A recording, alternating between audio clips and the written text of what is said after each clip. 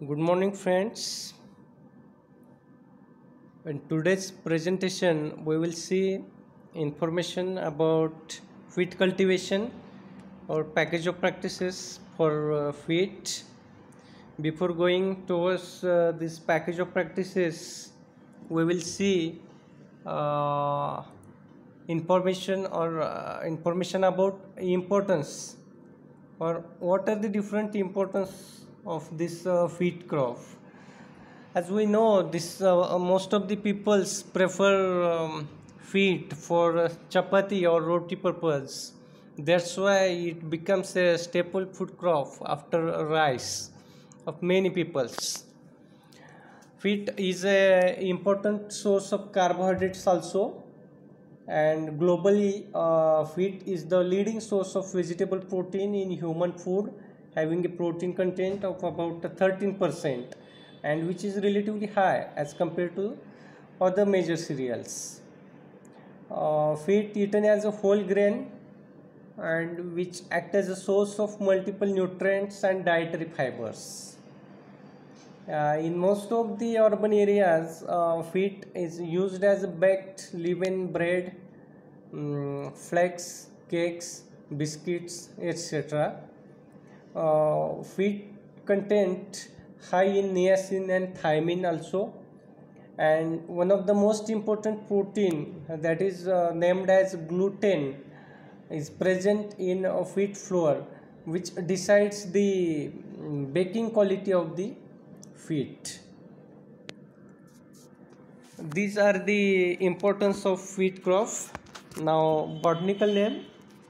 Triticum aestivum is the botanical name of wheat, which comes under Gramini family, which is also known as Poaceae. Commonly, it is known as Gahu or Gehu in Hindi. Asia Minor or Southwest Asia is considered as the origin of this wheat crop.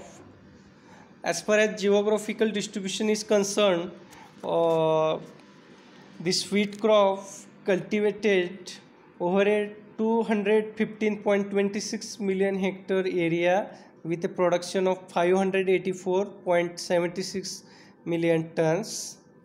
China, India, USA and so many other countries are the major wheat growing countries. China ranks first and India ranks second in case of area and production respectively. In India, whatever North India states are there, which includes Uttar Pradesh, Punjab, MP, Haryana. All these states are the major wheat growing states in India, in which Uttar Pradesh stands first in case of area and production, while Madhya Pradesh stands second in area and Punjab stands second in case of production after Uttar Pradesh. Importance of this crop, just we see in the start of this presentation what are the different importances of this crop. Now, classification. There are about 18 species of wheat, out of which 12 species are cultivable, which are given here. Among these 12 species, again 3 species are mostly cultivable, that are emmer wheat, durum wheat and common wheat. Now, emmer wheat means Triticum dicoccum, in Maharashtra popularly known as khapli gahu, which is mostly used for preparation of lapsi. In Andhra Pradesh, it is called as Rawa, and Tamil Nadu, this emmer wheat is called as Godu Mahu and Samba. Durum wheat occupies 14% of the total area, while common wheat is majorly occupy total area, near about 85% of the total area covered by this common wheat, that is Triticum vulgare or Triticum aestivum. This common wheat is again subdivided into 4 groups. hard red winter wheat, hard red spring wheat, mm, soft red winter wheat, and white wheat. Now growth stages of the wheat crop. Uh, these growth stages majorly classified into two main phases. First one vegetative phase and second one reproductive phase. Vegetative phase again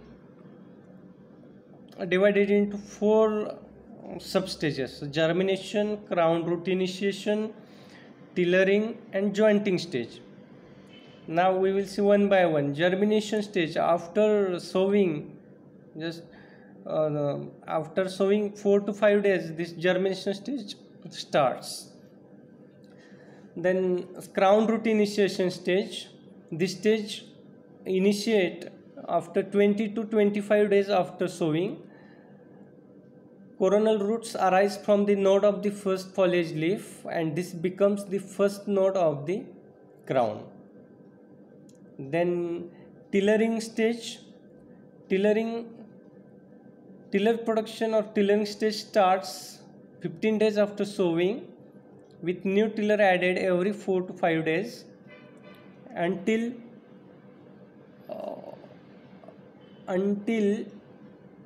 45 days after sowing. Then jointing stage, it is a peak plant growth stage and starting from 45 days after sowing. Now reproductive phase. This phase again subdivided into three stages. First one, booting or flag leaf stage. Maximum leaves are observed at this stage. This stage occurs 70 to 75 days after sowing. Then 6-1 heading and flowering stage. During booting stage, the head of the wheat develops and becomes visible beneath the sheath on the stalk. The booting stage ends when the tip of the head, called awns, begin to emerge from the sheath. And last one, maturity stage. The maturity stage immediately follows fertilization and includes several short stages, which includes milk stage, then duff stage, and at last maturity stage. Now we will see about climate and soil. As we know, this crop commonly are cultivated especially during Rabi season, which requires cool climate, and cool winter generally preferred during early vegetative and reproductive phase. Then hot summers required during ripening phase, and 20 to 25 degrees centigrade is the optimum temperature range for wheat cultivation. Warm climate is not suitable for wheat cultivation. This crop requires 40 to 50 degrees centigrade optimum average temperature at the time of ripening. Temperature above 25 degree during grain filling and development stages are unsuitable, and which ultimately affect on the yield, and reduction in yield takes place. Soils should be well drained, well porous, and clay loam and black soils are good for wheat cultivation. The soils having 6 to 8.5 pH should be considered good for wheat cultivation. And acid soils, in acid soils, aluminum toxicity problems generally noticed. That's why acid soils are not suitable for wheat cultivation. Now land preparation, well pulverized and compact seed bed preferred by wheat crop. Pulverization of soil is necessary for easy initiation of crown root. The field should be plowed with a disc plow or mold board plow, followed by 2 to 3 crisscross harrowings. Apply FYM before last harrowing, so it will help to thoroughly mixing of that FYM in the soil. The next, seed and sowing.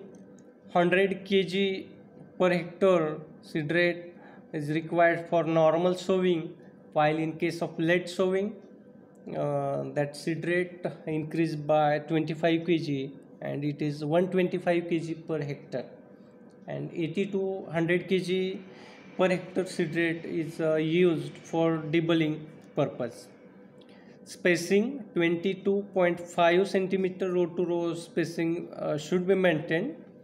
Sowing time for irrigated field first fortnight of the November, and for rain fed middle of the October. 4 to 6 centimeter sowing depth should be maintained. Different methods of sowings are preferred by the farmers: broadcasting, behind local flow, drilling, debulling, zero tillage techniques. And all these methods have different advantages and disadvantages over one another.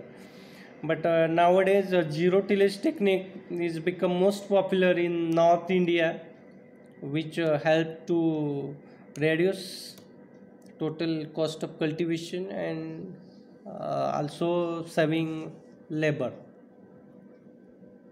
Now varieties, different varieties are given in this slide for irrigated and rain-fed wheat. Again, in irrigated, for normal sowing and late sowing, different varieties are there.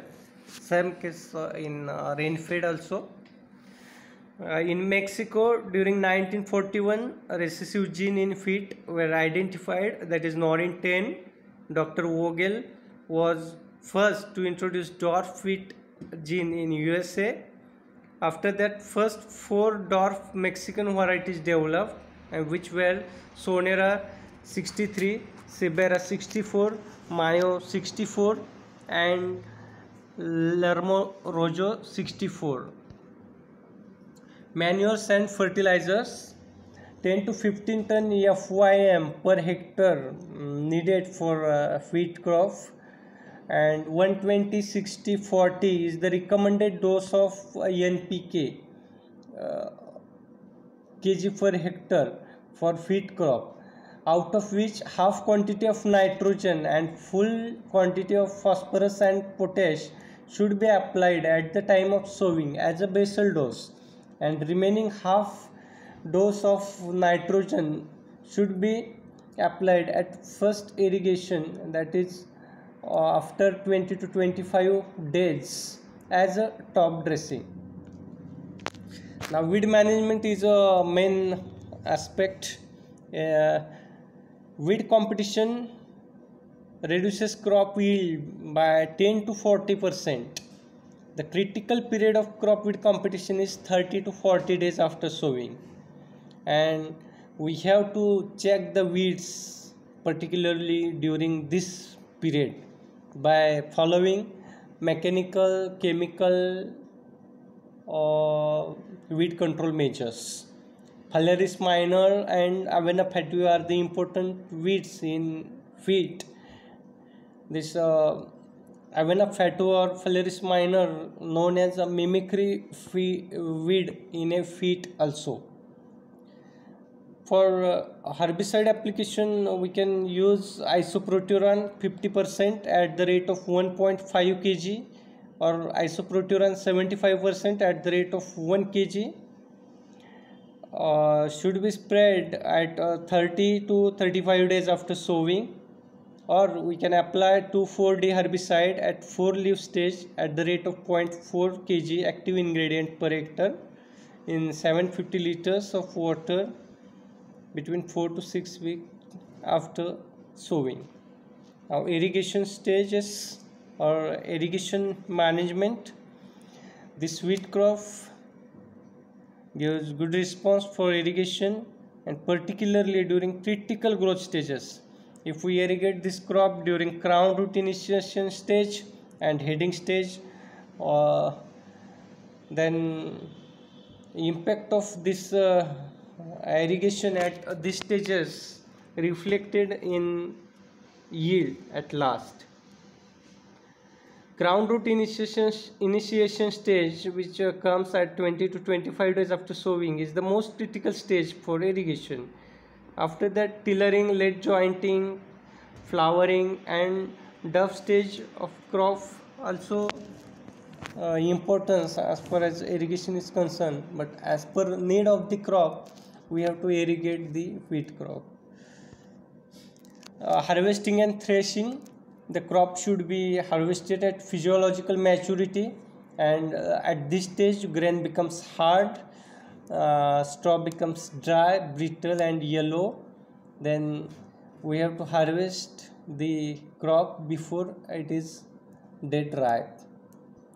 The right stage for harvesting is when there is about 20 to 25 to 30% moisture in grain, and this harvesting normally done using sickles, and bullock drawn reapers or combined reapers are also available for harvesting. And nowadays that threshers, tractor operated threshers are more popular in North India as well as in our Maharashtra also.